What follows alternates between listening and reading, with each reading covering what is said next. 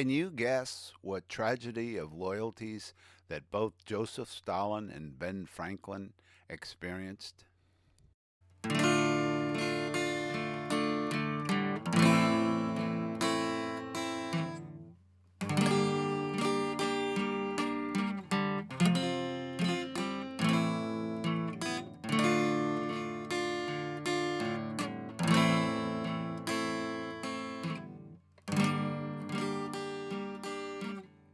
The relationship between Ben Franklin, a primary founding father, and his only surviving son, William Franklin, is one of the most painful personal tragedies of the American Revolution.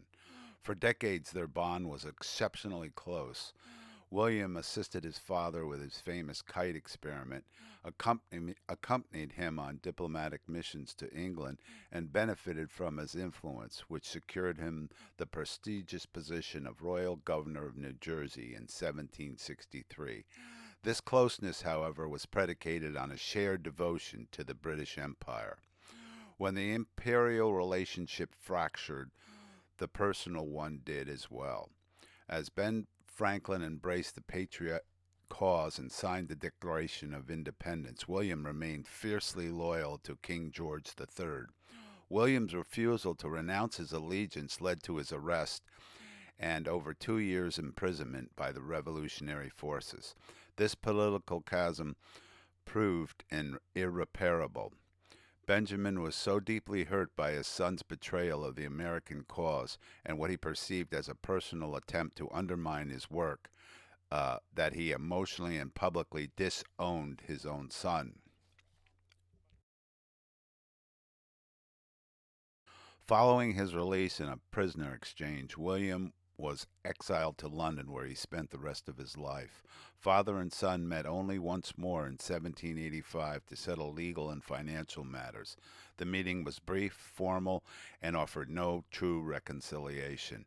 Benjamin solidified the separation in his will, leaving William only a small, symbolically worthless portion of his estate, and pointedly explained that William had tried to deprive me of the rest. Their story stands as a stark and moving illustration of how the Revolution's ideological demands could pit father against son, irrevocably severing the deepest familial bonds in the name of political principle.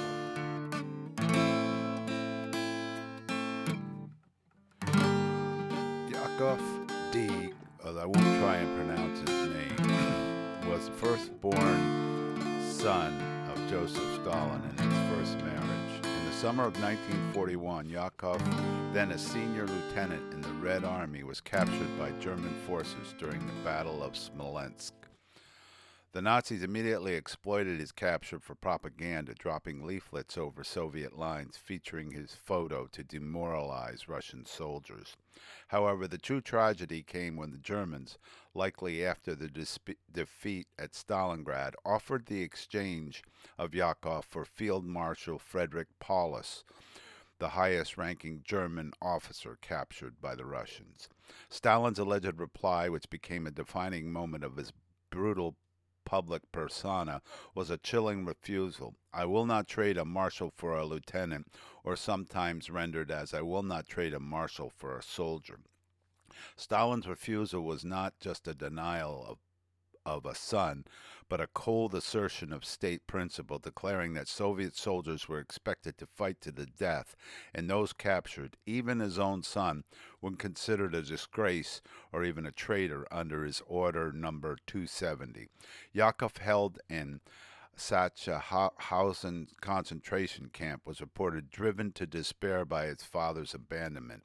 He died on April 14, 1943, either by being shot by a guard while rushing the electrified fence in a desperate attempt to escape, or by committing suicide.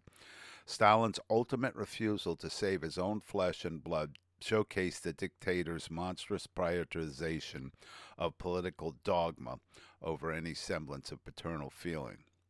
Well, all I can say is we can look at the same end result that Ben Franklin had done, yet the language which I was able to take from AI portrays Stalin as a more villainous person as Ben Franklin, who experienced the same level of betrayal in his mind of his firstborn son. So there you have it. Both of these leaders, and it's very unique because both of them were their firstborn sons, and both of them basically disowned them.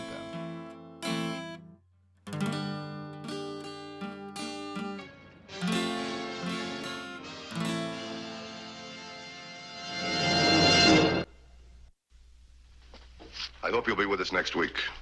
Until then, remember, no matter how new, the safest device in your car is you. This is Broderick Crawford saying, see you next week.